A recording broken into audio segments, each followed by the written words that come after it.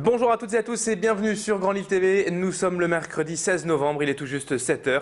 Voici donc les titres de cette première édition. On évoquera tout d'abord la venue de Martin Hirsch hier à Roubaix. On parlera également du World Forum à Lille Grand Palais qui a démarré hier. Et puis enfin, en fin d'édition, on évoquera la ville de la Madeleine qui se bouge aussi pour le vélo.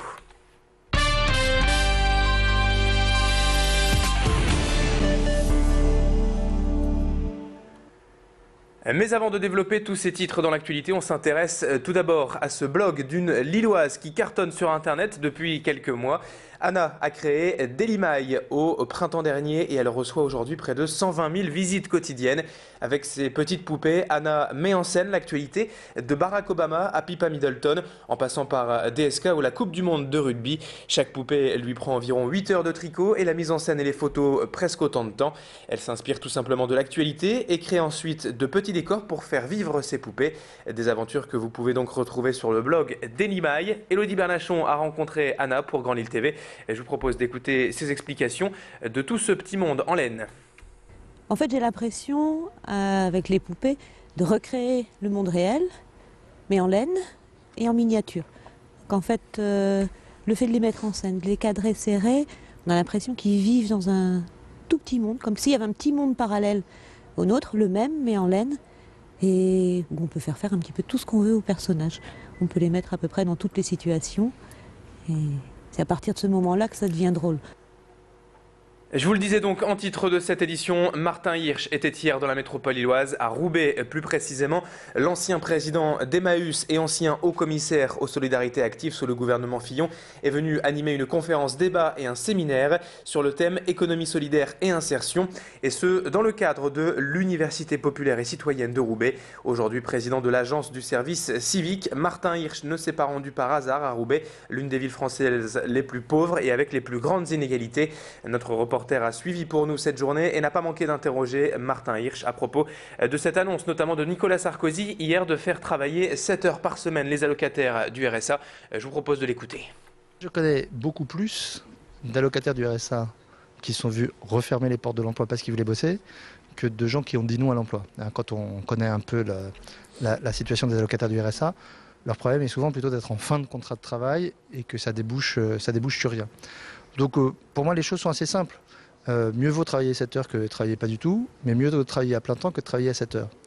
Donc si c'est un chemin pour le travail à plein temps, je pense que les conseils généraux qui sont responsables du RSA essaieront de le faire dans ce sens-là.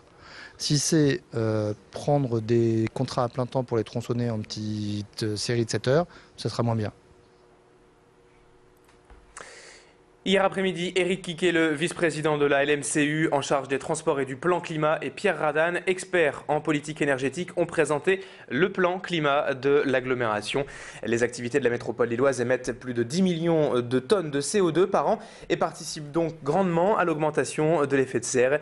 Le plan climat prévoit ainsi une série d'actions pour l'année 2012 qui doivent en fait répondre aux attentes formulées en amont par les citoyens. La tournée Déclic de novembre 2010, il y a un an donc, avait en effet permis d'aller à la rencontre des habitants de la métropole et la contribution des participants a permis de recueillir 450 propositions rassemblées dans le livre blanc climat-énergie. Explication complémentaire avec Éric Quiquet, le vice-président de la communauté urbaine de Lille en charge du plan climat, au micro de notre reporter.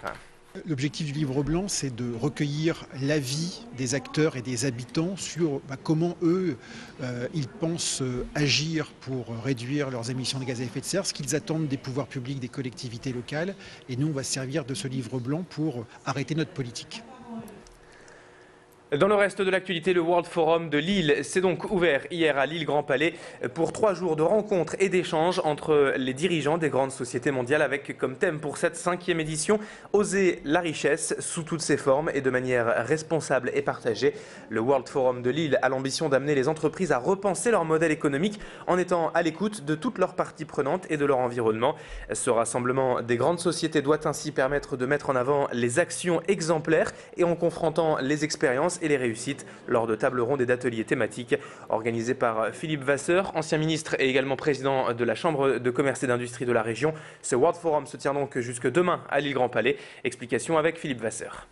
Le World Forum de Lille, c'est le point de rencontre des bonnes pratiques d'entreprise, des pratiques responsables d'entreprise issues des 5 continents et démontrant qu'il est possible d'avoir une autre approche de l'économie, que l'entreprise, bien sûr, doit faire du profit, mais qu'elle peut améliorer ses performances économiques tout en respectant plus et mieux les personnes et l'environnement.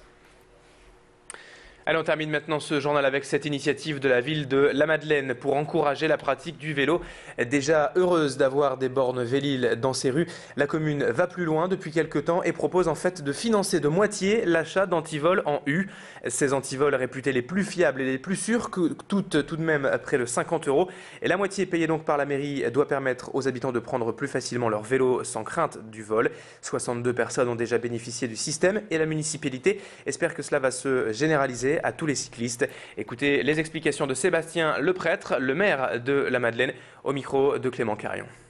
Ce dont on s'aperçoit, c'est que le Vélil, il amène aussi beaucoup de concitoyens à ressortir leur vélo des garages, des caves, et donc à refaire du vélo. Mais encore faut-il quelque part leur donner quelques assurances par rapport à cette pratique du vélo. La peur du vélo, effectivement, ça peut amener beaucoup de nos concitoyens à ne pas prendre le vélo pour se déplacer. Et de ce point de vue-là, on sait pertinemment qu'entre ce type de dispositif-là, et en l'occurrence le système avec un U qui coûte plus cher, il faut savoir se le dire aussi, il n'y a pas photo. C'est véritablement avec un U qu'on prend le plus de garanties par rapport au risque de se faire voler son vélo. Et c'est ainsi que se termine ce journal. Merci à vous de l'avoir suivi. Bon réveil, bonne matinée sur Grand Lille TV. Tout de suite, la météo et l'infotrafic.